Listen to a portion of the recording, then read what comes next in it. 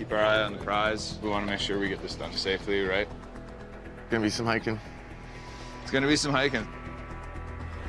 Outside of Pemberton, British Columbia.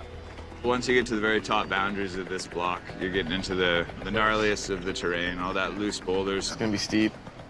Integrated Operations is in the third phase of their single stem logging job. What we're targeting here is transmission poles. These poles are almost double the value of a regular saw log. You can see up on the hillside there where the rock stops and the trees start.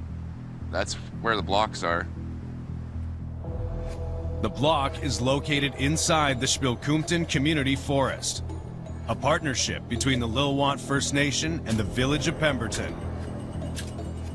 A lot of the revenue that's generated from these community forests stays within the community and gets reinvested. That's a win-win. Right here, Emily.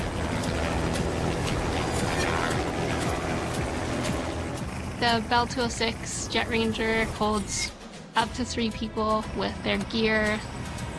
Good morning. For the last week, Emily has been shuttling crews to the block so they can jig the 2,500 stems that were limbed and topped during the climbing phase. Jigging is putting cuts at the base of the tree in order to prepare it for the heavy lift helicopter to come grab it with a grapple, snap it, and fly it away.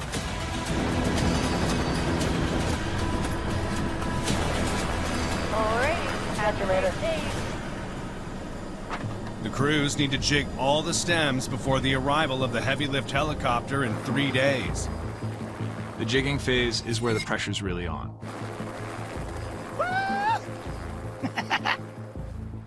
Echo lines down below. Bill, a third-generation logger, is mentoring Seamus, Integrated's newest recruit. Young feller, isn't this something? Seamus is doing a great job. He's the kind of student that learns fast. It's what we want. Okay, you got the map out, right? Yeah. I'm very happy to just keep doing whatever's needed of me. I really want to continue getting better. Good thing I'm not scared of heights. During the climbing phase, Seamus topped his first tree. Woo! Now he set his sights on learning how to jig. I feel like it's a crash course in logging. I can see 2 down there.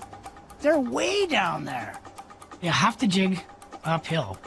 You start at your lowest stem, and you work up from there. Like, I'm probably gonna go down this side first to get to the lowest one. Yeah, I kind of reckon you go. So this looks like a drop-off here. So the plan is, we're gonna go down, find out where our lowest stem is, and then I'll start working my way up. Hey, make sure you pick the easiest way down for the old guy, huh? Sounds good. Jigging crews work in pairs. Bill will cut the stems, while Seamus works as a groundsman, hauling Bill's saw and fuel. A good groundsman will not only pack gear, but will also go and find the next stems for the jigger, so the guy with the saw can just go boom, boom, boom, boom, stem to stem. E6, 7, 9. So you go Echo 6 or E5 first. Here's a nice heavy pack for you. Thank you, sir. Here's a nice light saw for you. Was it nice and light? Yeah. Sweet.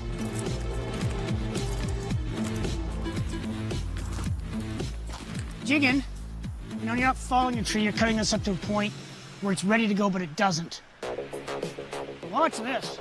Get jiggy with it. You're gonna get jiggy with it. Here we go, man.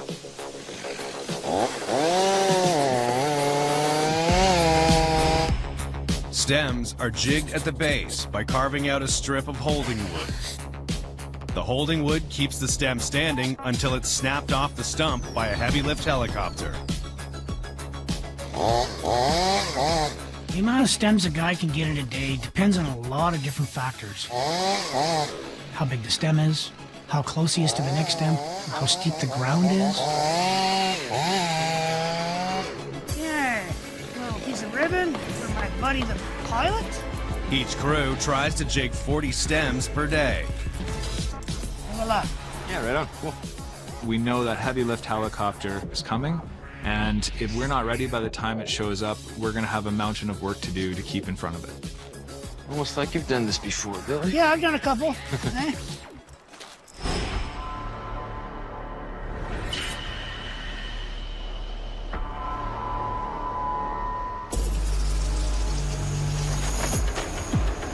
Anytime you're ready. 250 kilometers northeast of Vancouver. Put your hat on backwards for this one, girl. She's a nice one. The Peters Contract Logging Crew is nearing the end of a job they abandoned 3 years ago. There she goes, there she goes.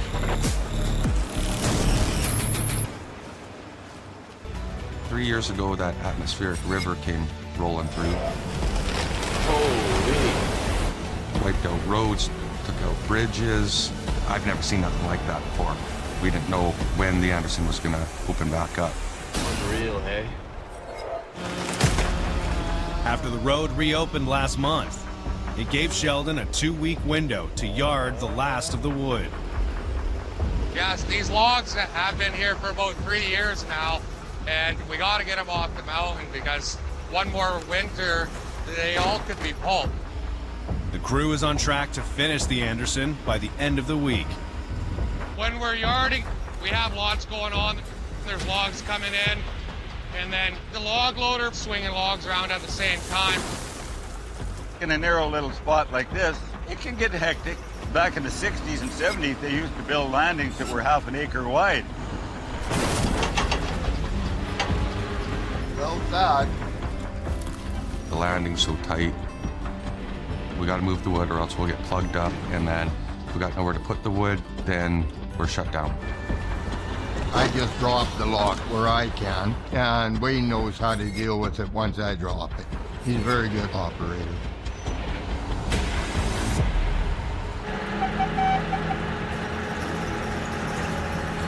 Down below, Oh, man down. the hill crew chokes logs in a field of debris. I need longer legs. You have an extra set? One of the grossest hills I've been on. The wood's been on the ground for a long time. It's all fragile, so it's battling. It's tough going. Nice chunk up front.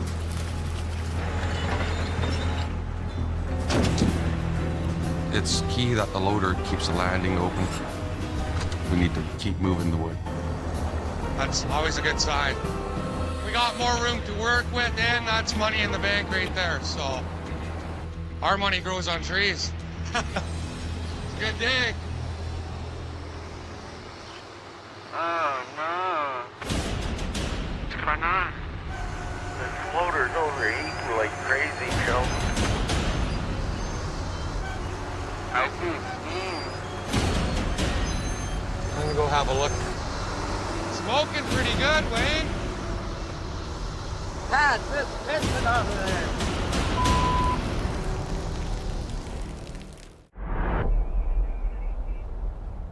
She's leaking bad. Steady stream coming out of there. On the Anderson, So this is not good. No, this ain't good at all.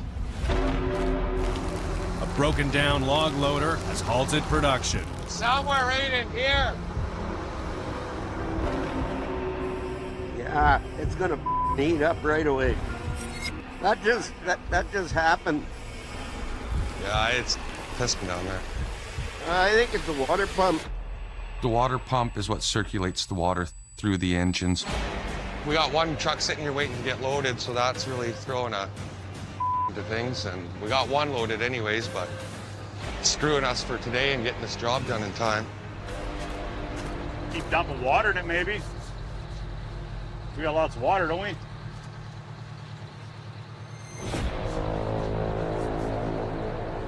Up to you. Just watch your gauge or something. Do it. Well, the gauge is already up on 200.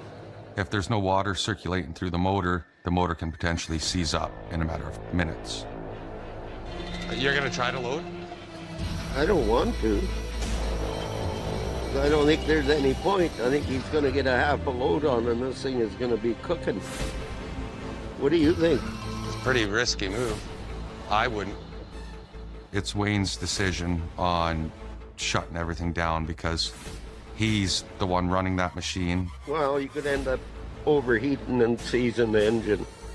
It's not my machine, but yeah, if it was my loader, I wouldn't.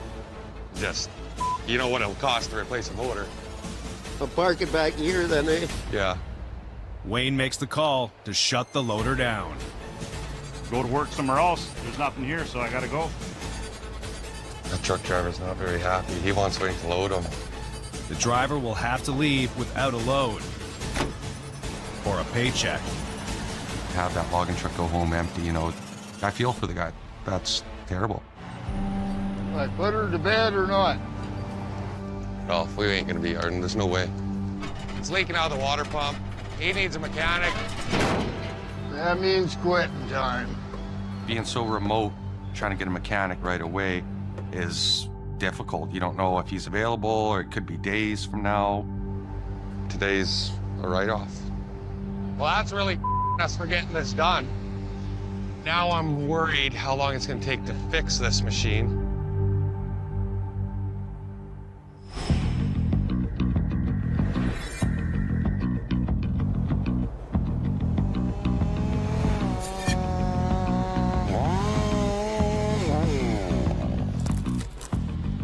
A little bit under the gun here now, so we gotta really get in a rhythm to get this done. In the community forest, Integrated's jigging crews are spread out across the block, prepping stems for the arrival of the heavy lift helicopter. These are all done? Yeah, there's one more to do here. And then I guess we're right up onto this ledge. Yeah, no, I've already got you scouted out here. I think there's 4 up here. Bill and Seamus are on track to make their 40 stem quota. Basically make the most out of your day. Just get as many stems jigged as you possibly can. Crawl right up again. This is awesome. I know, the up and down. 9-6, is that my next one? But yeah, you got a couple across the way there. I'll touch base with Ned. That sounds good. Ned for Seamus. Gotcha. Yeah, you guys gonna be coming through Echo Line when you come into this patch? Yeah, we got one more tree before we're gonna be moving into your area. Roger that. Hill crews maintain constant communication on the block to ensure they're moving in a parallel formation and avoiding each other's fall zones. Hey, Ned! I don't see you. We better make sure I know where you're at before we carry on. Do you see him? Now I do. Let's say I come over there and get those. Am I gonna be below you guys? Yeah. I might have done like 1 or 2 up there. All right then. Stems can fall after they've been jigged. If you're down below, that's a huge hazard. Doesn't get any more extreme than this. Safety first, man. I can only imagine if somebody got hurt out here, how much effort it would be to get at a guy that, for example, couldn't walk. Hey? Be bad news. It's when things go bad, and that's what you have to prepare for. These stems here should be fine. They're out of conflict, I believe. Oh. Everything all right over there, Ned? Ned?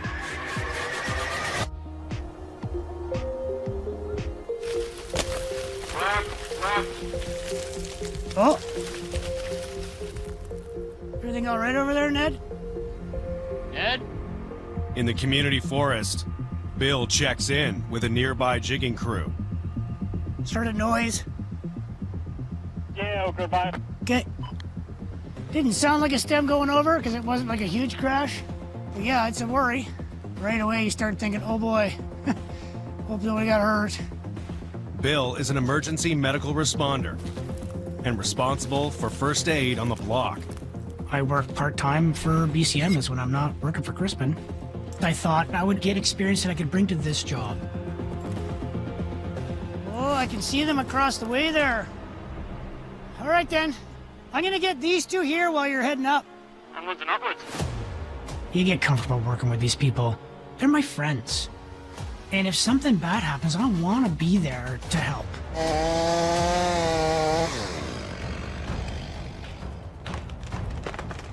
Right on. That's the next one there? See, up there.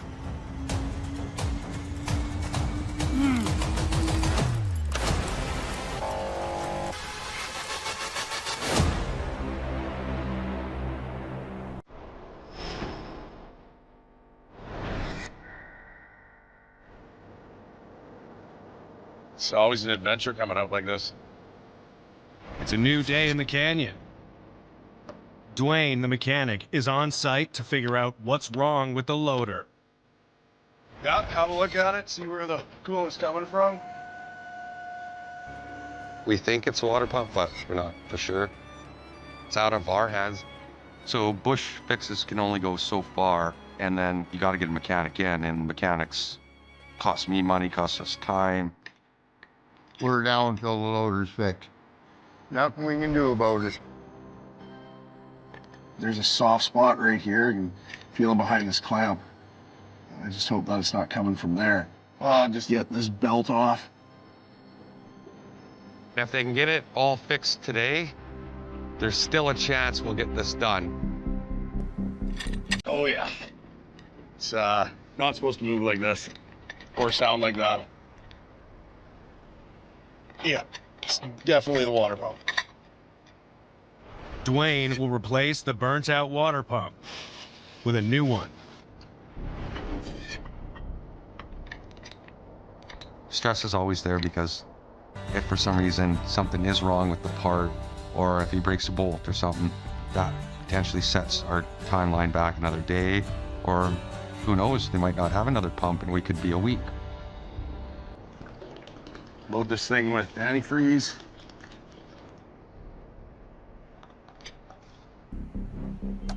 Okay, we should be good to fire it up.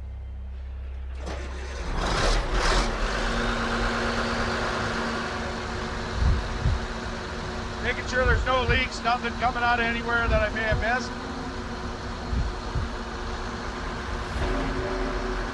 So far it looks good. It looks like the water pump was the main issue. We're backlogging. The mechanic got it put back together, and we're now backlogging, which is great.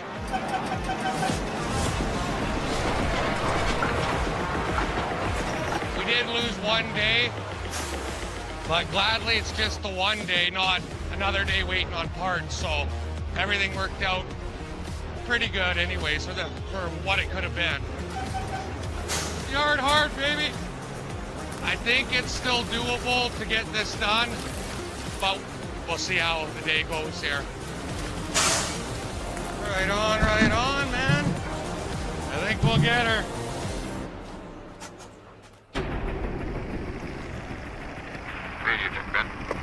Gotcha, Ben. In the community forest. Stay on your toes. Pretty gnarly terrain out here. Seamus has switched partners and is working as Ben's groundsman. Who made this trail? Must be getting kind of close.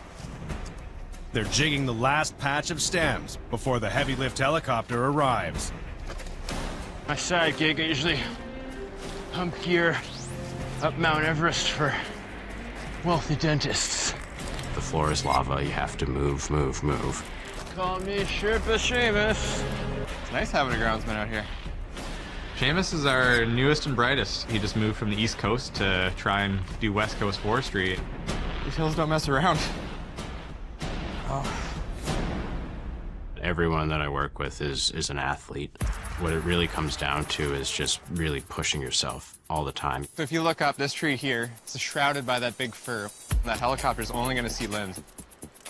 These pilots look down through a canopy of trees, and all he's looking for is a dinner plate-sized treetop with a colored ribbon on it. And if there's a limb or there's anything above that tree, he can't see it.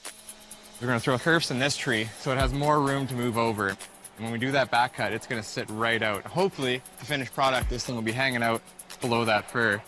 That helicopter's going to look down and see that poking out. Yeah, right on. Cool. Do it. So jigging's kind of a unique way of cutting up trees. You're trying to make these trees do these things that they aren't really meant to do.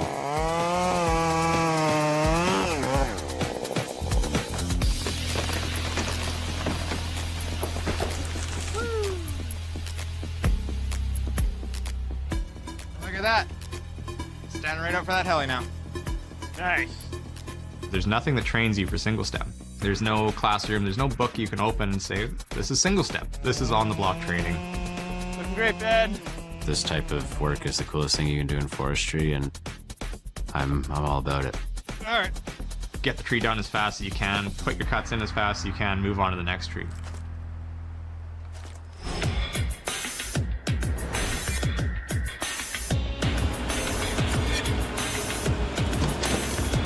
Am I good to go? Go ahead. Hey, Dwayne. On the Anderson, the Peters crew is making up for lost time after a loader breakdown cost them a day of yarding. It's good to see the logging trucks going. That's truck number 4. It's a good day.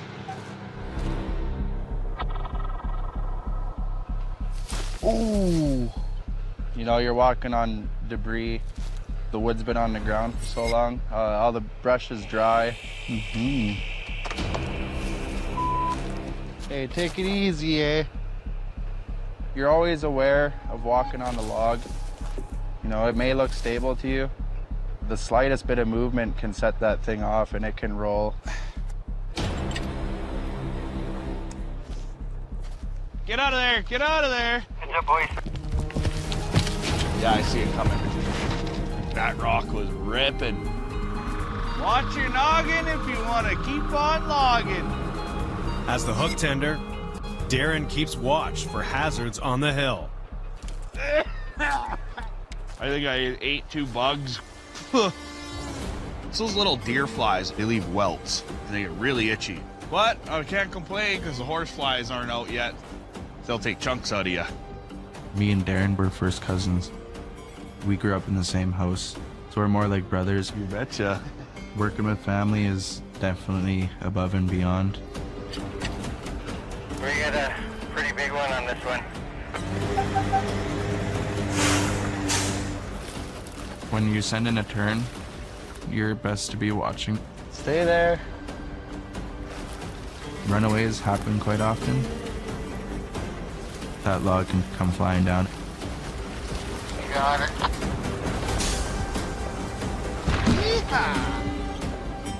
It's a tough job. There's no time for slack at all. It's work, work, work, work, all the time.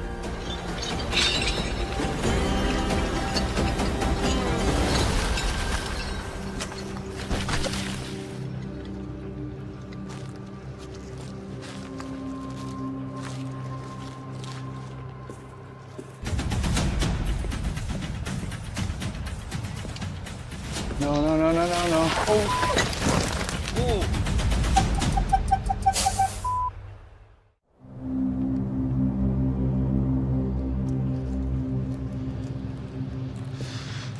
No, no, no, no, no, no. Oh.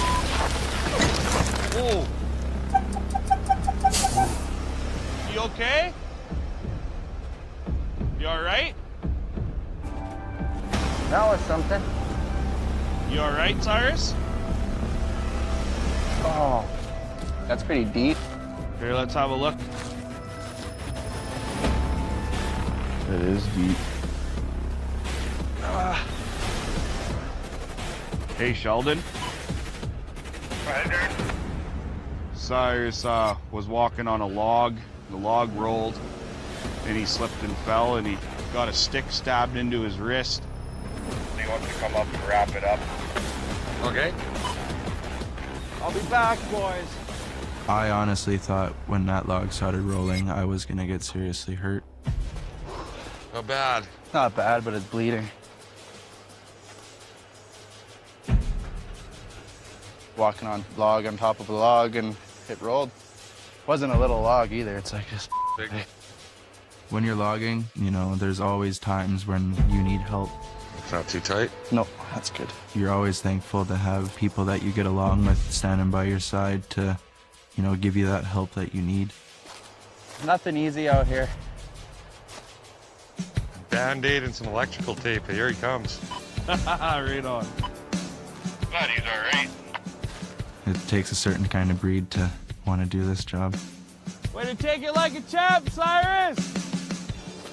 One thing my dad always told me about logging is if it was easy, everybody would do it. You gotta love it to do it.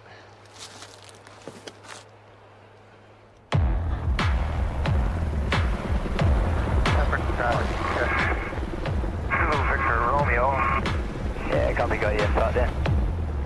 In Pemberton, the heavy lift helicopter arrives.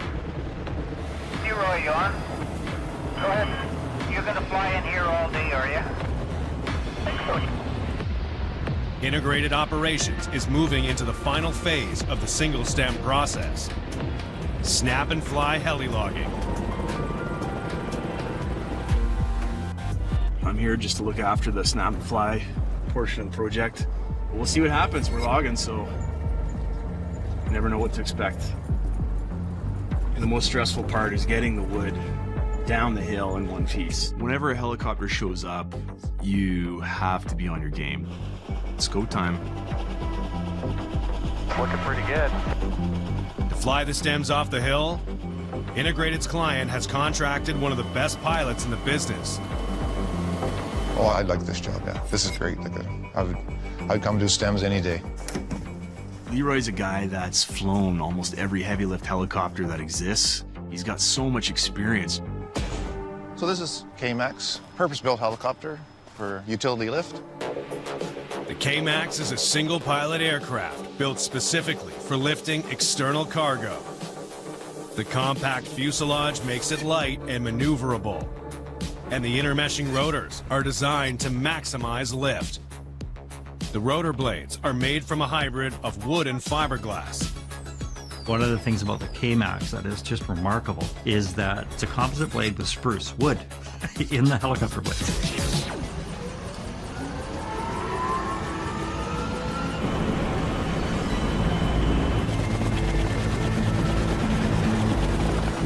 Pemberton traffic, helicopter Zulu Victor Romeo.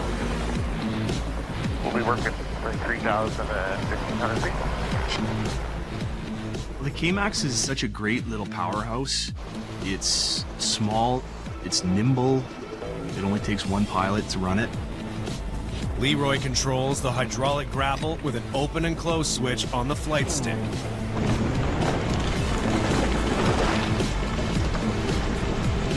Hit down the hill, right? The K-Max is unique. The blades are counter-rotating to each other, so they don't need a tail rotor. In a standard helicopter, 20% of the horsepower goes to the tail rotor. Here, you've got 100% going to lift. How cool is that? That's good. It's going to be a good turn here. When a helicopter is flying turns off the hill, you ideally want them to be doing turns every minute to 3 minutes. So that's kind of what we expect as sort of a window, back and forth, back and forth, back and forth. Boom, minute and 54 seconds, so he's right on. Like to know what you're doing, Leroy. Hey, Leroy, right behind you. 206 pilot Emily will work in tandem with Leroy as she flies crews on and off the hill. Good communication, that's just the most important thing. My job is to stay out of his flight path.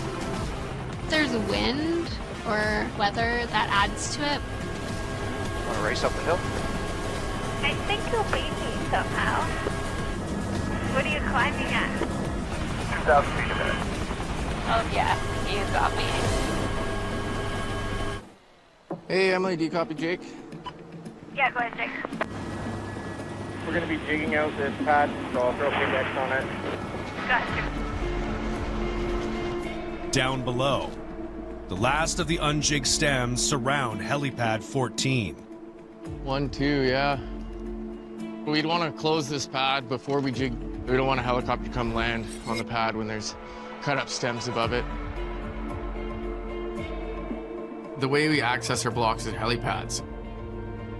You're essentially leaving a cut up tree, and the rotor wash from the 206 could potentially knock it over. Use this 3-inch pink to mark it off, so it's real obvious for the pilots. They know which pads are jigged out. This board here, Jake? Yeah, that's the one. So we really have to make sure that every stem is gone before we take this off, because we don't want a helicopter to land in the bite of a jigged stem. Hey, Emily, for Jake. Just letting you know that pad 14 is X'd out and it'll be jigged out here momentarily. It's no longer serviceable. Okay, thanks. Pad 14 will be no longer. Okay, thank you. Yeah, so we're gonna hot jig these ones up top here. Hot jigging is when you're literally jigging the trees moments before the heavy lift helicopters plucking them off the hillside. Leroy, you got a copy? Okay. We're going to jig out pad 14. We'll be ready for you in about 20 minutes. Okay, well, I've been just working on this side, Jake. I'll be fine over here then, eh? Oh, yeah, for sure. The big thing is making sure the helicopter's flying and they're able to pull it fast, because you could really bone yourself by jigging out your access. Well, let's go jigging. Let's go jigging.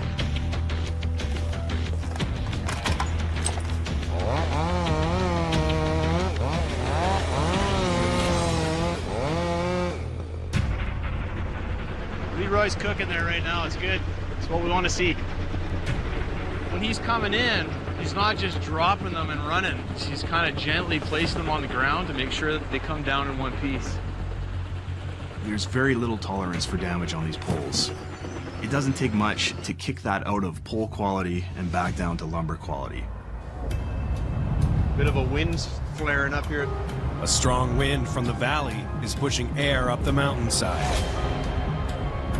And you can get unexpected wind bursts over 70 miles an hour. This could be a challenge.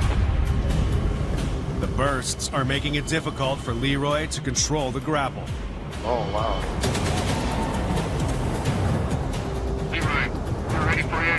Come get these big steps here at pad 14. Hey, Jake.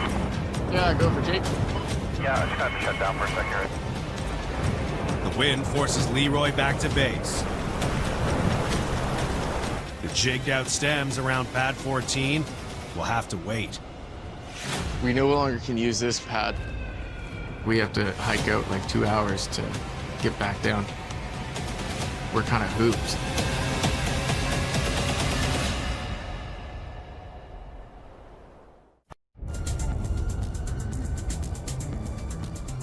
We no longer can use this pad. We have to hike out like 2 hours to get back down. We're kind of hooped. In the community forest, strong winds have grounded the K-Max. We're using a hydraulic grapple for grabbing the single stems. This is the hydraulic system here. Runs down the long line. Doesn't like the wind, so you really feel everything, right? Any little gust of wind or anything, you feel it. If Leroy can't maintain control of the grapple, it becomes a hazard. Yeah, so it's just safety. Grapples, they hit a branch on the way up and blow the hydraulics and they'll let go of whatever. Stand by. Looks like the wind dropped right off. What was that?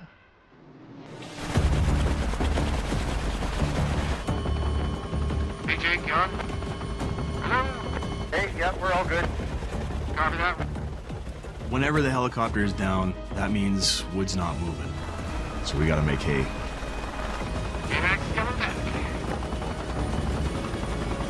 Leroy makes his way back to pad 14. I see it. Here he comes.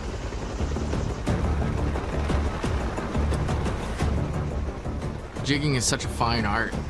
The day you stop learning in the woods is the day you die, essentially, or the day you should quit. You're never done learning. Yeah, here's Manly, right?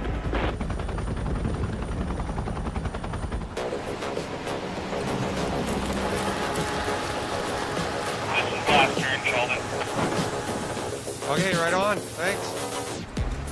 In the canyon, the last log is yarded up to the landing. That's it, that's all. And after 3 years, the Anderson is finally finished. Thumbs up it is. That's it, we're done, so that's great. There's pride in finishing the job for us, and you want to do a good job, and I enjoy that. The last of the deck wood will be hauled out later, after Sheldon and the crew walk the yarder down the hill. We gotta get the machine ready to move out of here. Better run the guy lines in. The The crew is scheduled to start their next job in 2 days. So we're just about to start moving the yarder now. We're gonna get them twisted and then we'll tower them down, then hook up to Wayne. Okay, Ralph, ready to roll. We're just watching the tracks, making sure he doesn't walk off the sprockets. Does everything goes good here? Yeah, track already jumped now. The block road stretches 35 kilometers down the mountain. With 2 steep switchbacks maxing out at an 18% grade, the yarder will be anchored to the loader for the walk down. So things could go wrong. My clutch could start slipping, then it's gonna freewheel. I'd rather be sitting there pulling in wood than moving the yarder. It's really steep and drop over the edge. Yeah, you don't hug that side. You're going to the other side. Definitely. This is Ralph's lifeline in a sense there to keep him from going over the bank. When I'm heading down the hill, I got the loader behind me snubbing me down because he's got better braking power than I do. She's all yours. Hey, Wayne, you've snubbed people down before. You know I need slack for making switchbacks, eh? I've had people hold me too tight and I can't turn the corner. Are we ready to roll? Yeah, good luck.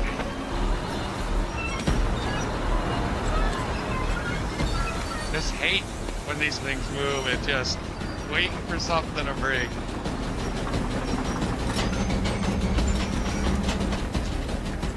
I'm worried about the switchbacks because it's a lot of turning on the tracks and it's hard on the tracks.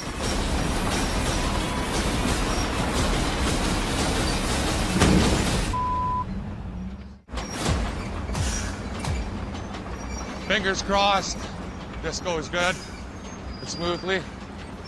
On the Anderson, Sheldon and his crew keep tabs on a tense yarder move. We got one switchback here to get around.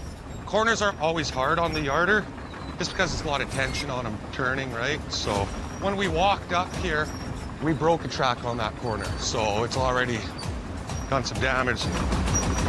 The yarder sits on top of a repurposed World War II M32 tank track.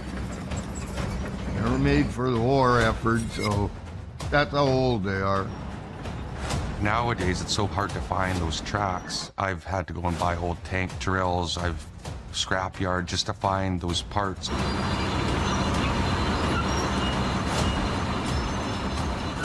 You don't want to break them even on a flat, but on a hill it's worse.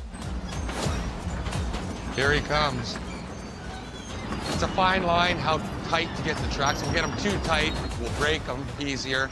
But if they're too loose, they jump, which hopefully it doesn't do it too many times.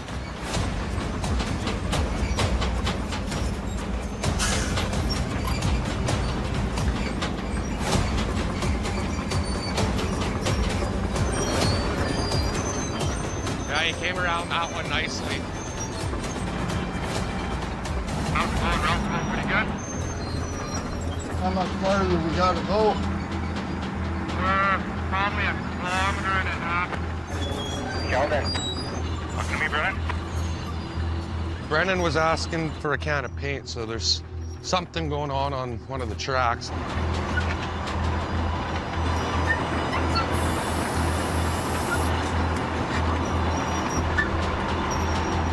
Coming loose. One of our wedges are coming loose. That painted one there. Ralph, once you get down here on the flat, I'm gonna get you to stop and I want to tighten up a couple of your wedges there.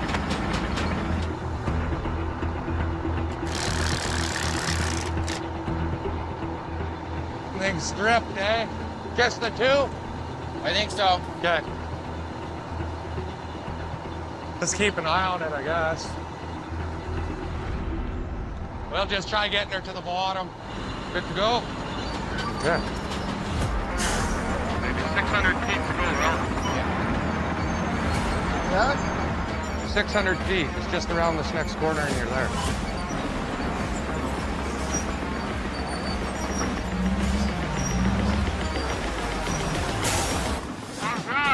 That's good there, Ralph. After 3 years, the yarder is finally off the block. Mission accomplished. And the Peters crew is ready to move on to their next job. I'm glad we're done and got her walked out. There's a little bit of relief where, hey, I might get a day off to kind of have to myself to get ready for the next one. I'm happy, the guys are happy. We can go and start logging another valley.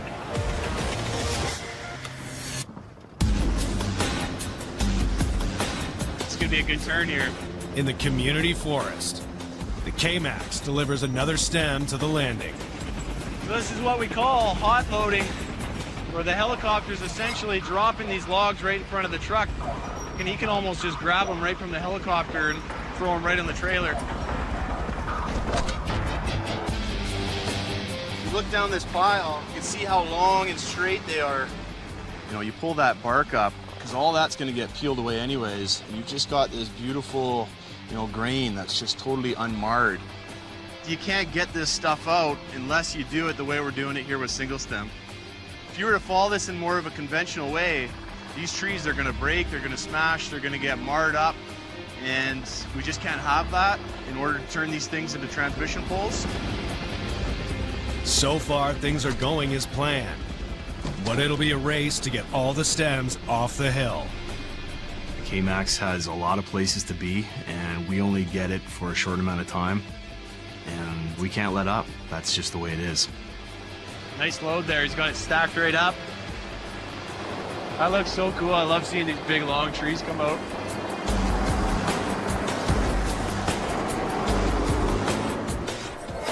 This was a hot, intense fire. Next time on Timber Titans. In 24 hours, it grew 10,000 hectares. 72,000 kilograms pushing. Gotta be very careful.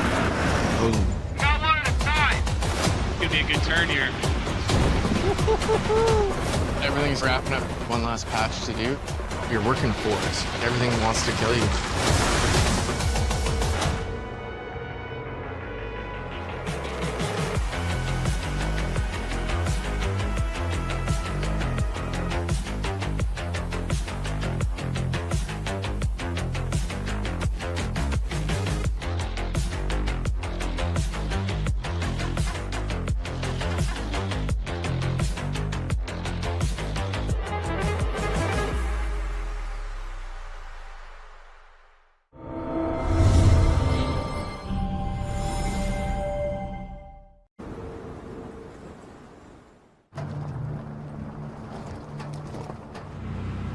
Tell me something in Chilcolton? Zanasko Ngozone. Good afternoon.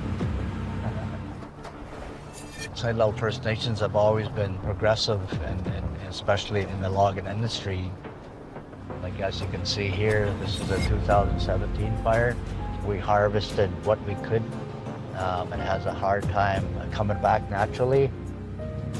Percy co-founded one of the largest community-based logging companies in the Chilcotin, Sidel Enterprises. Incorporated in 1992 with Tolko Industries, Sidel practices sustainable logging on the nation's traditional territory. Our role as a community-based forest company is to make sure that there's trees for the next generation. Mill companies, you know, they come and go, right? But communities, they're there forever. Sidel Enterprises, since its inception, has been focusing on salvage. Middle Lake is a good example. That's a fire salvage. This was a hot, intense fire. It started off as a small one that crawled around on top of the mountain for a month or so, and in 24 hours, it grew 10,000 hectares. 2023 is officially the worst wildfire season in BC history. Over 2.8 million hectares of forest have already burned. Middle Lake was part of the Hell-Raving Creek Fire, one of the largest of the 2023 season. After burning for more than 5 weeks, The flames finally subsided 8 months ago. This is still good timber. There's nothing wrong with this. It's charred on the outside. That's it. The more burnt fiber and burnt trees we harvest, the less green stuff gets taken. It utilizes wood that's not going to be used for anything, right?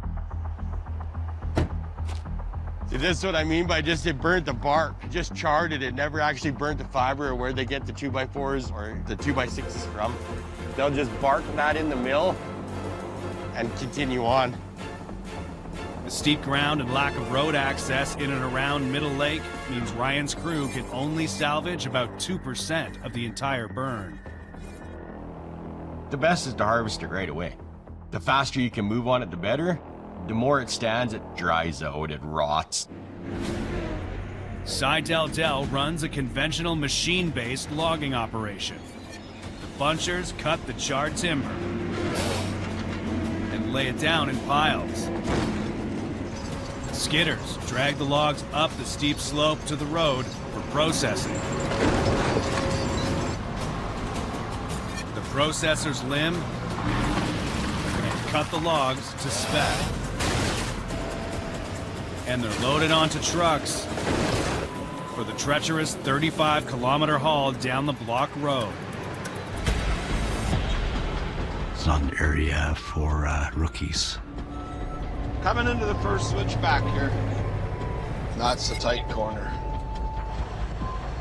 Gotta take these corners really wide and then watch your trailer come around the corner behind you. Holy Dinah, this is rough. It's steep. It's rocky. It's very narrow around the lake. Get our nose out towards the lake as much as we can to avoid hitting the side of the cliff with our trailer. And I'm looking down into the lake to see if I can see any fish. Our guys are experienced. For us, it's normal. This week they're calling for 35, 36. This place here is pretty dry. The extreme heat, mixed with the ash and soot, takes a toll on the machines. Hey, you guys still hear me in the bush there? Shut down. Service up. We're on early shift. We'll start at 3 in the morning. Yeah, you bet. The crew will switch to early shift to avoid working in the scorching afternoon sun. We switched to early shift just to be safe. The machines don't like the heat.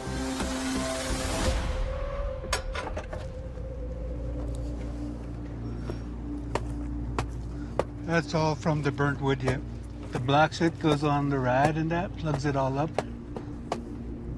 It heats up the machine, it'll overheat and might catch on fire, especially with all your hydraulic oil.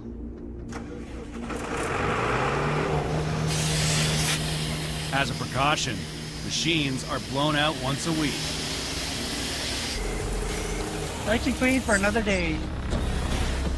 Good work today, boys. We'll see you guys tomorrow. You guys bright and early? Yeah. Yeah, we're good on. Oh. Thanks, Blake. Yep.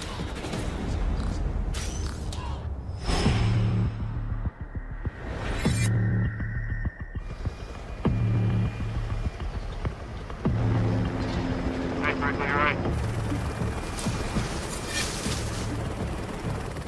That's good. It's going to be a good turn here. 150 kilometers north of Vancouver. Yeah, he's back already. Like, he's just kicking off.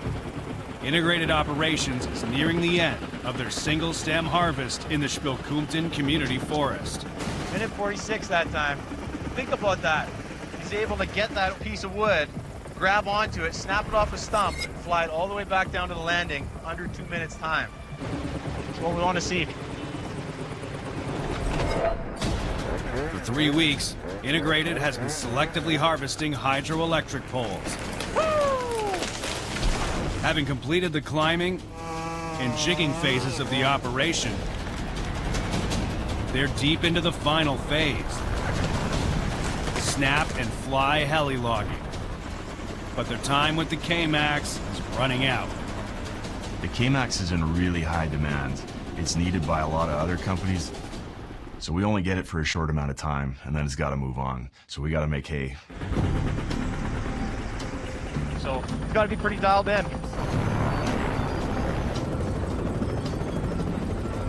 Minute 38 seconds that time.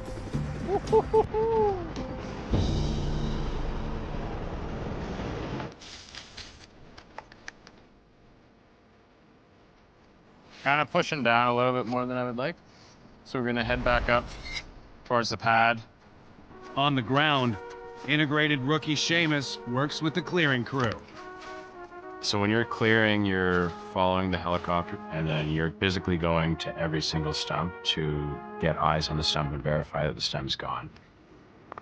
Each stump is marked with paint and cataloged. I'm crossing out on the map and then recording in the notebooks. Ideally, all the stems have been flown and they're all gone. Clearing's a super important part of the job.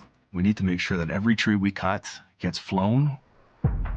Hey, Leroy. So I got a misstem for you here. It's going to be side hill, climbers left. Come grab it. Clearing crew supervisor Jake is in constant contact with K-Max pilot Leroy.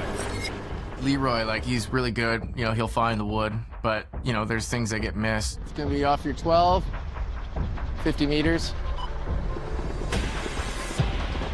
He does his best to get them all, but could be a 100-foot stem underneath a 200-foot tree. He's not going to be able to see that. So we have to clock him in. Grapple should be pretty close to over top of it now. It's going to be off your 3 o'clock. As soon as he flies over it, that rotor wash from his helicopter might move that fir tree enough to be able to see the ribbon.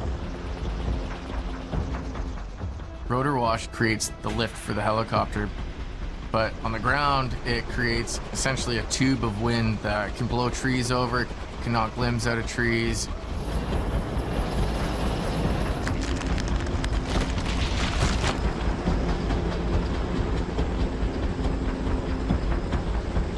Nice work.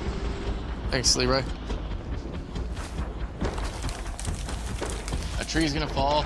That snag there, it's gonna fall over right now.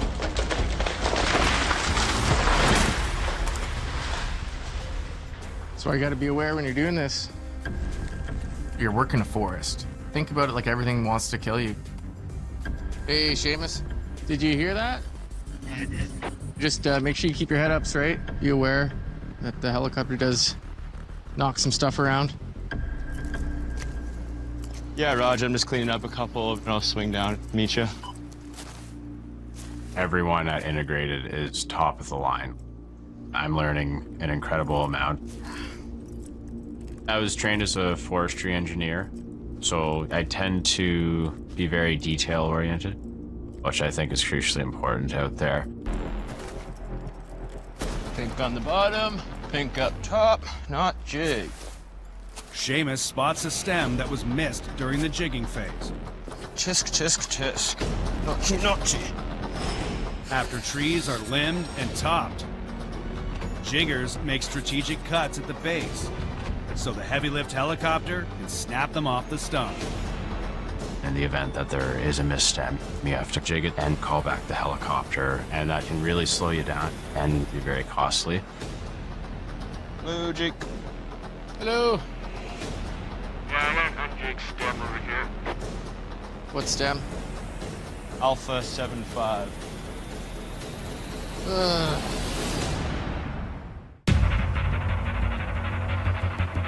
Hello. Is there a best way to get there, Seamus? Or is it just kind of a straight line right to it? Yeah, pretty much just straight down off the pad there. Copy. In the community forest, I'll head over there now. Jake hikes out to jig a stem that was missed during the jigging phase. We try and prep our jiggers properly with data lists and maps, but it's easy for a guy to miss one. But it really hinders us clearing, because then we have to go to a pad, get our saw, get our gear down to the stem, jig it, and then we have to deal with our saw for the rest of the day. Buongiorno. Hey, Seamus. You got everything cleared up over there? Yeah, that's right. Yeah, okay, beauty. I'll start jigging. Sounds good, bud. Okay. Along with running Integrated's clearing crew, Jake is an experienced faller and jigger. Honestly, what I love most about my job is being out in the wilderness. I used to go hiking with my dad a lot. I kind of always liked trees and being in the forest, and being out cutting trees is the life for me.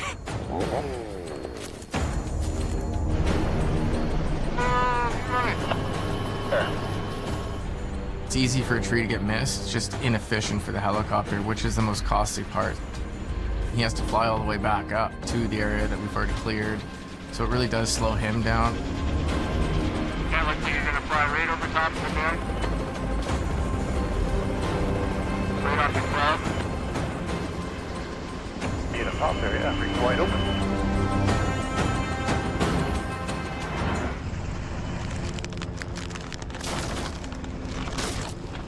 That was a bad chair on that one. Yeah, a bit of 180. That one had a pretty bad split. As he went to go pull it, there was a weak spot in it, so it was able to split and peel out. Something we really try and avoid. So a barber chair is where a tree splits vertically along its fibers. So when it barber chairs, that is no longer whole value. It's just weak wood. It's too bad. That wood will still get used as saw logs, but it's just not the maximum value pulls that we're going after. I'll start clearing this way. You go that way. Sounds good. See you down at the bottom, buddy. See you at the bottom. Continue on clearing. This is the crunch time.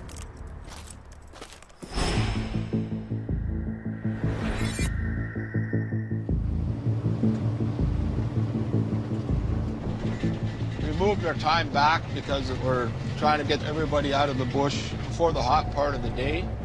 It's the first day of early shift at Middle Lake. This is where it gets ugly. You can see we're spinning a little bit. The dry ground. Dan fights his way up the block road for a load of charred timber. And this is actually the good part of the road. Just climbing up there, and that's a lot of the reason why you do wind up spinning. You don't have the weight on your drives. You got to be slower, more cautious. This dry weather, we have all the dirt just pushing out. All that's left is rock. It's like driving on marbles, except for they're sharp.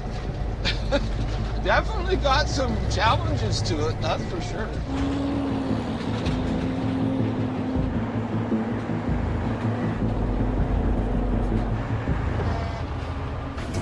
Loaderman's gonna lift the trailer off and get the load going right away. We're not allowed to be outside the truck while we're loading, so basically you just check things over in the mirrors as best we can and take a quick look before we leave.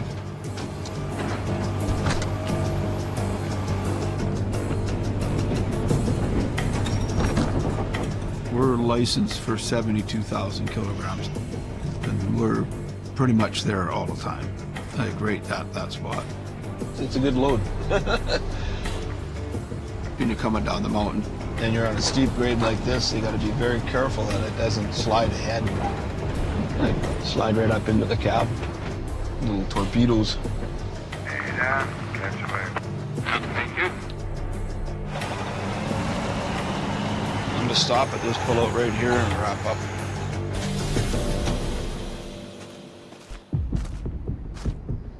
So we'll walk along, I'll just look, make sure there's nothing that got down inside here. And you can see here, I got a rock in my tire. It's pretty common to get at least 2 or 3 rocks in your wheels. As it rotates around, it'll heat the tire up and blow it. There's been lots of guys out there that didn't check. There's another rock. They got going down the highway, and next thing you know, boom, they got 2 tires going. Can't travel like this. Hey, that one's not coming out with the hammer. I'm gonna put a chain around the rock. Then I'll just drive over top the chain, and the chain will come tight, pull that rock out.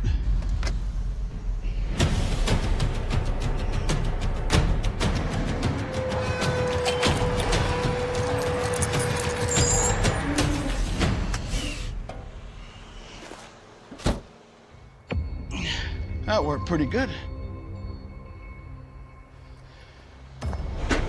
Let's get out of here. Anybody coming up from 37? Haven't heard one. Okay. I had 2 rocks in my tires. You probably have a few more by the time you get out of here, Dan. I wouldn't doubt it. Well, that road is fairly narrow, and you really got to pay attention to where other drivers are on the road. Yeah, it's starting to see the daylight. The sun's starting to peek over the mountains there. You're on your way down, you got all your weights pushing forward. So everything is moving forward. It's about to get really bright out. The dust up here is going to be just unbelievable. Some corners you come around and you can't see the road. It's there somewhere. There's nothing you can do about it. You just got to deal with it. It is really bright. Ryan, you got a copy? And do what you can. Okay. Got one at a time. What's that? Got one at a time.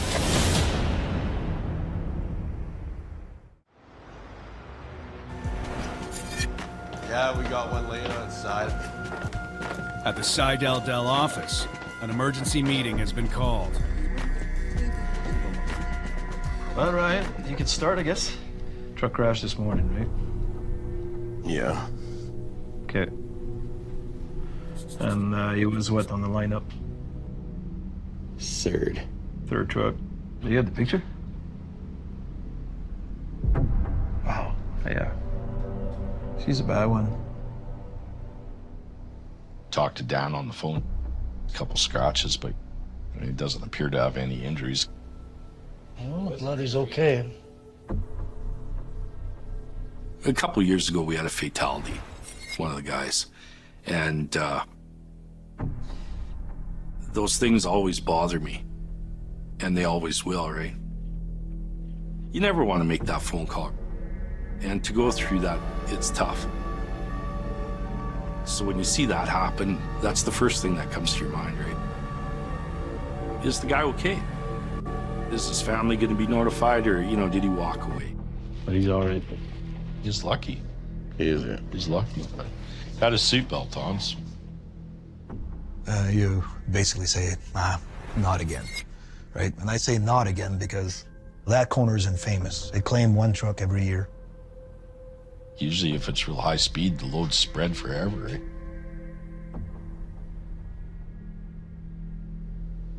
And that one doesn't look like it's spread that far. Yeah.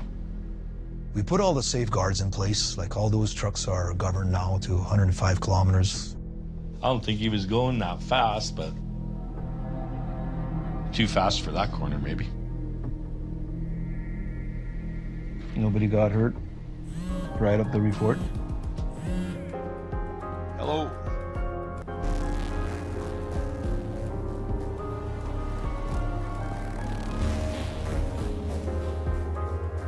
Well, coming down into the corner, I wasn't doing anything different than I normally have done. That particular corner has a tendency to lean you to the outside.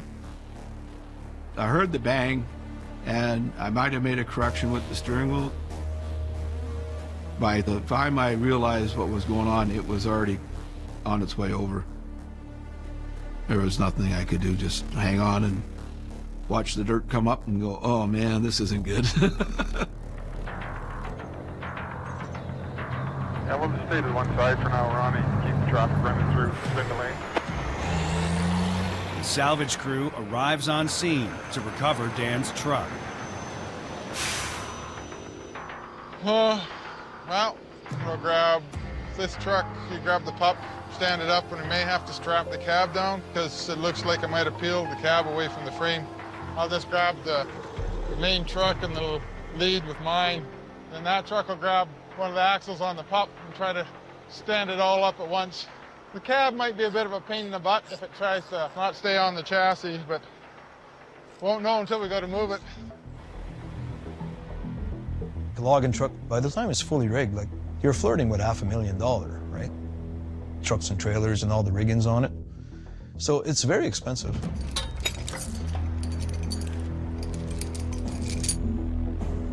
A little more. There we go. Okay. It's pretty twisted, but not the worst. That's for sure. He thinks it should be good? Or he's hoping it should be good? Okay, get a little pull on that and straighten that over. Okay. Do a little pull on it.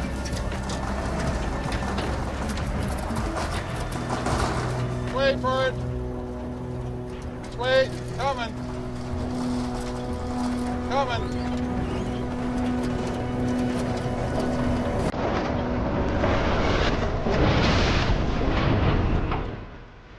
Touchdown.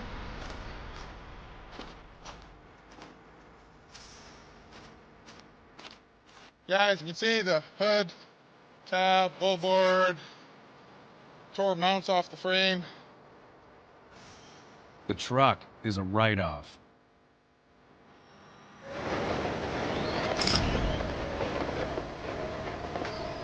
When a piece of equipment goes down, whether it's a truck or a skidder or something, you can't get those hours back. You can't get those days back. It's a big deal. It really is. Just going through that process of having a write-off, and then it takes a long time to replace it and get things back going, right? It's a process for sure.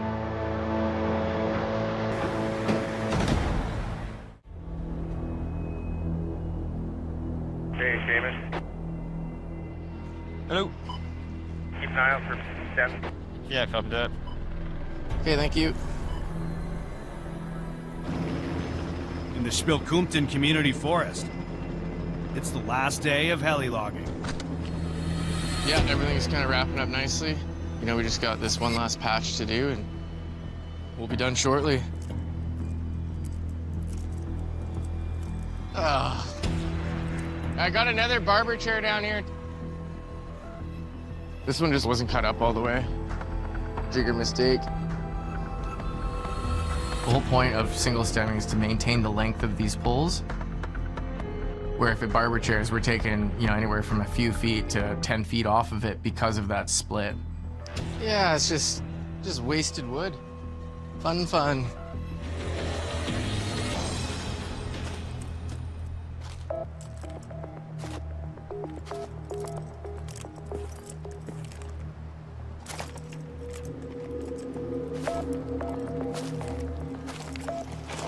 Ooh. Jake stumbles on an unexpected surprise. Looks pretty long, eh? This is just a wind throw. So this piece was just blown over previous to us getting in here, and it's a solid piece of cedar, so we'll take it. The cedar could fetch thousands of dollars at market. Beauty about cedar is it can be on the ground for years and still be good quality wood. Kind of make up for a barber chair. I mean, it helps with the program. It's like bonus wood, but we want to prevent the barber chairs at any cost. Jake bucks the cedar so it doesn't exceed the K-Max's 6,000-pound lift capacity.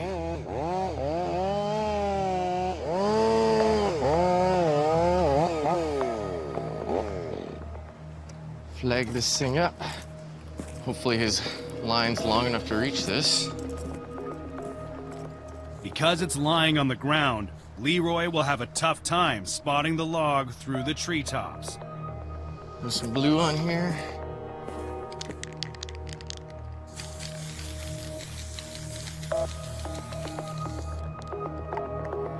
When Leroy's flying, he's not going to be able to see that until we put a light on it and tell him exactly where it is.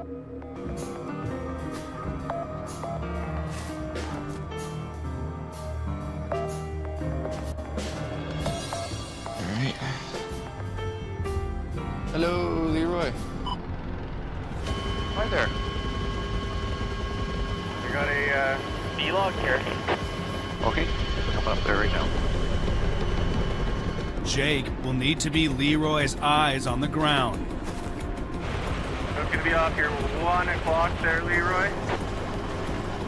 2 o'clock now. Start slowing her up a bit here. All right.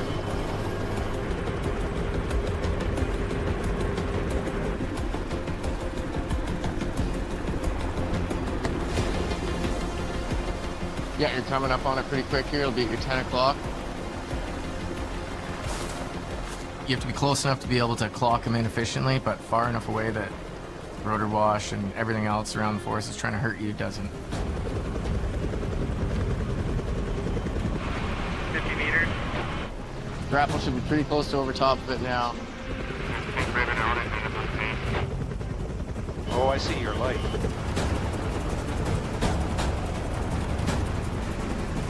Close grapple.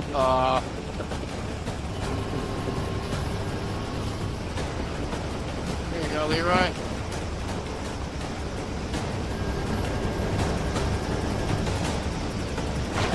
Close grapple, close grapple.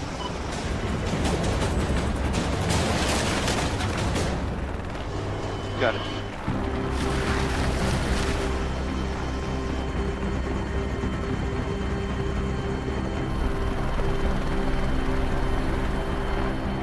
Nice work on your right.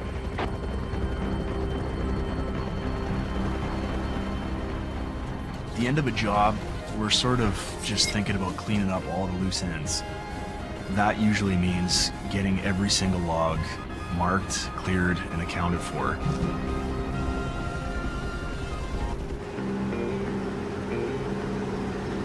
Yeah, we're gonna work this pile right here.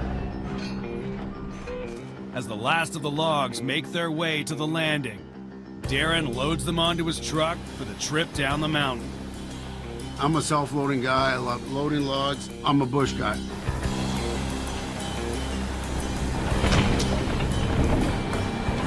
City for me, I'm not into this. Truckers need to bring that same finesse to those trees to ensure that they get to their next destination in the same shape and form and quality that we left them in. Every movement they make is about handling these trees as lightly as possible.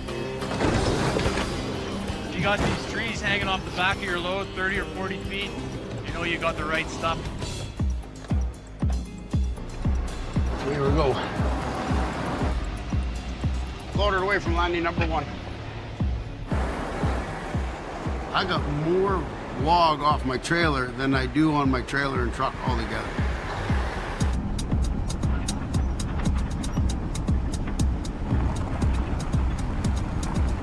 So I'm just going to make sure that the trailer stays up on the road.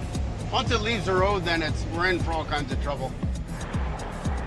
As long as I keep my stuff on the road, those poles are coming with me.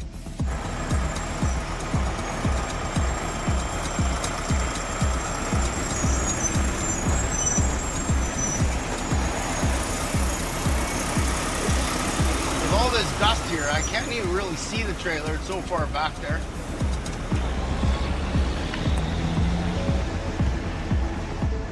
There we go.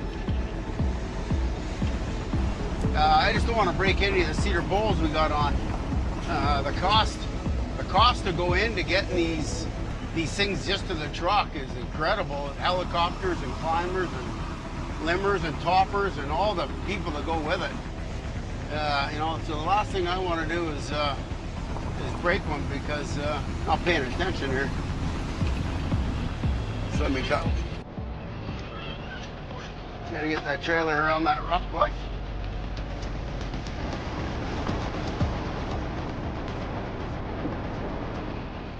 Let's get around this. This is about the tightest. This is about the tightest, and I can never see my trailer back there.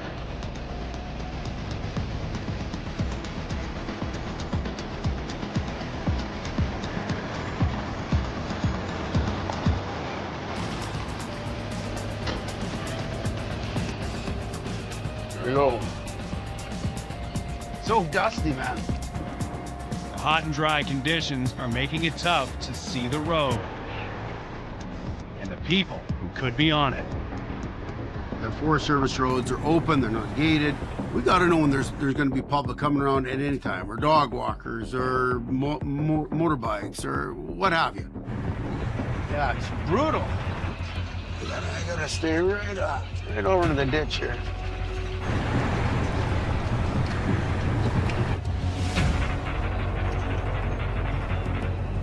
Get a copy, Darren? Yeah, go ahead. There's 3 bike riders near 4K. Okay, sounds good. We're just coming on 4.5 here in a sec. We'll watch for them. Good, yeah, I'll find them.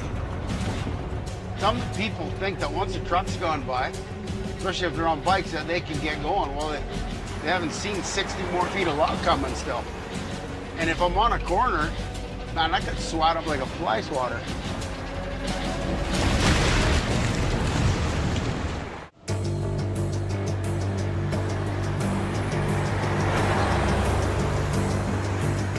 Get a copy, Darren? Yeah, go ahead. There's 3 bike riders near 4K. In the community forest, Darren gets a call that people are biking on the Forest Service Road. Okay, sounds good. We're just coming on 4.5 here in a sec. We'll watch for them. The biggest thing with the general public out there is they have no idea what to expect. They see a logging truck come, they all get the cameras out. Oh yeah, they're there. Oh, right on the corner. That's exactly what I didn't need them to be. I better warn them. Hey guys. Hey, I got 120-foot poles on here. As soon as I go around this corner, you see those trees? That's from me. Okay. That's the worst spot on earth to be standing right now. I'm gonna kill all 3 of you. Okay. Go on, huh? Yeah, I'll sit here, you guys go on by. Hey, just get out of the way. I don't want to kill you guys, it's Friday. That was instant death, because they would have never, ever seen what was gonna come. They just watched us go by and, you know, waving to us and having a great time. Then they're gonna get blasted with an 80-footer out the back. I think we got the memo there. Yeah, we would have killed all 3 of them. Holy. There you go. So dusty, man. My truck is brand new, so I leave my windows up because I can't stand the dust in my truck. And for some reason, that AC stopped working. It's only 11:30 and it's already 27 degrees. I'm cooking, absolutely cooking. Pretty damn warm in here.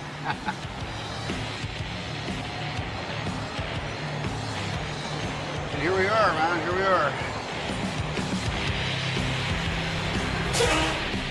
I've been doing this since 1986. Right out of high school, basically. I love every minute of it. And all of us loggers get it. Once it's in you, yeah, you can't get rid of it. I'm gonna go back for a couple more today, and I'm gonna go get my AC fixed.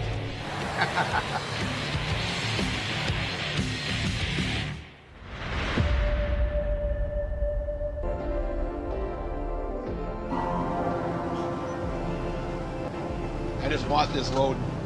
Basically how I feel about it is I want to get this load, get it to town, and then it's behind me.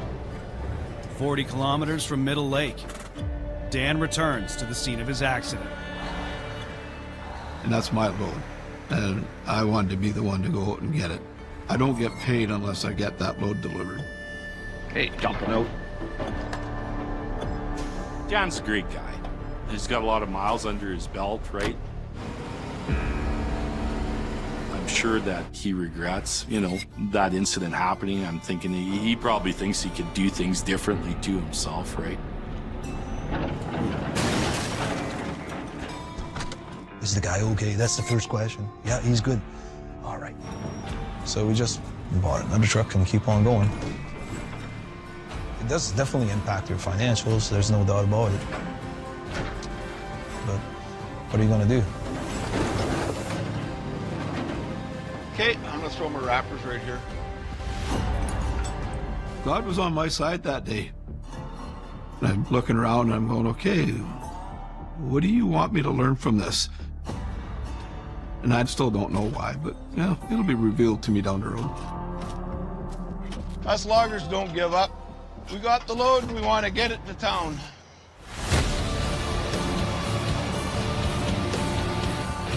Logging is a tough business, but we always find a way, you know, to work through these challenges, and very proud of that. It feels good. Get it loaded up. My wife always says, quit looking in the rearview mirror because you're driving forward. That's the way it is in life. You're always looking back, you can't move forward.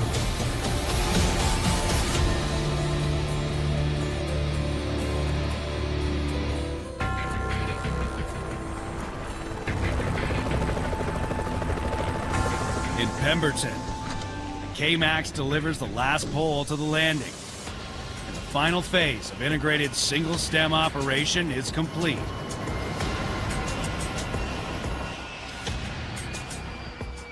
Taking everybody out for supper and beers. Leroy's just so experienced. He knows how to do it all. He's a logger at heart that understands what it takes to have a quick turn and to do that all day long and to keep things moving. You look down this pile, you can see how they don't have a lot of taper, there's not a lot of defect, there's not a lot of big knots. We got a lot of beautiful poles sitting here, the client's happy, so I'm stoked. Yeah. It feels good. We've done our jobs. We can move on to the next one. On the hill, We did it! the clearing crew waits for their last ride down the mountain. It's a beautiful day to finish. All the boys are pretty excited to go home and have some time off. A lot of hiking. Yeah, sounds like you were all over God's green earth today. I learned a lot. I learned that climbing is very hard. Yeah, buddy. Oh. I think this is where I'm supposed to be.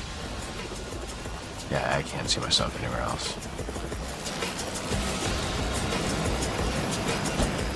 I think it was Hannibal from the A-team who said, I love it when a plan comes together, and that's me. I'm pretty proud that when we're done logging, you just see forest. Most people wouldn't even know we were there. I mean, the forest isn't just about the trees. The forest is an ecosystem that exists on multiple levels. We have a great opportunity to connect with the forest, and that forest has its own spirit, and it's an amazing thing that the Liuat people say that we are the Uxwalmiuch Tamiuch, we are one with the land. Coming to the end of the job here, but there's really not a lot of time to relax. We're moving on to the next one. I know Sig's already getting things ready.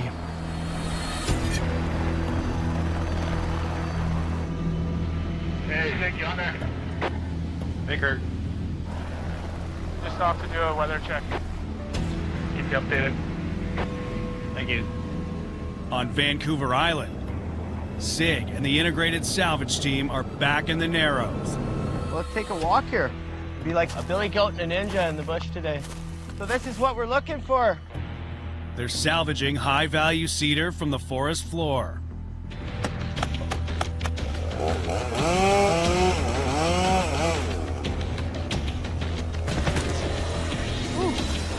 A Sikorsky S-61 heavy-lift helicopter has been contracted to fly the logs off the hill.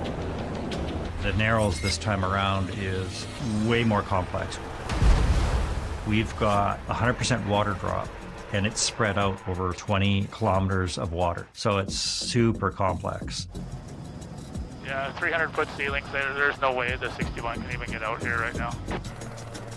The biggest uncontrollable factor that we deal with is fog. We don't fly when it's foggy, so it's pretty frustrating. We didn't have access to the helicopter until now.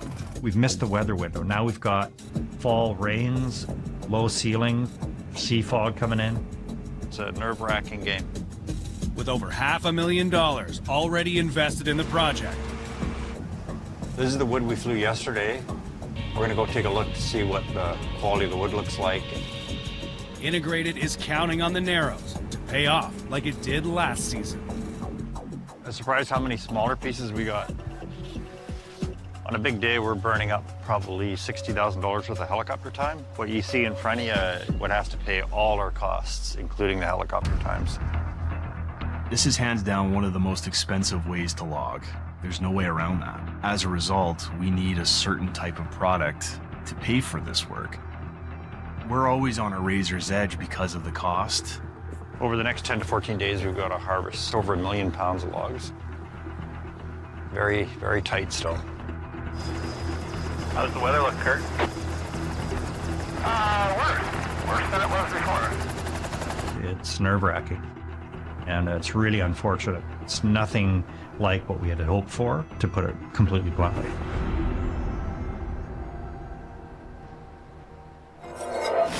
Next time on Timber Titans. Whoa, whoa, whoa, whoa, whoa. When you're fighting a log for 1 hour, you could have yarded in about 20 logs in that hour. This is going to be slow. It's frustrating. Really steep and really rocky. A little sketchy here. Whoa. So it's very, very tough. This is not looking good. Jeez, it's ready to tip.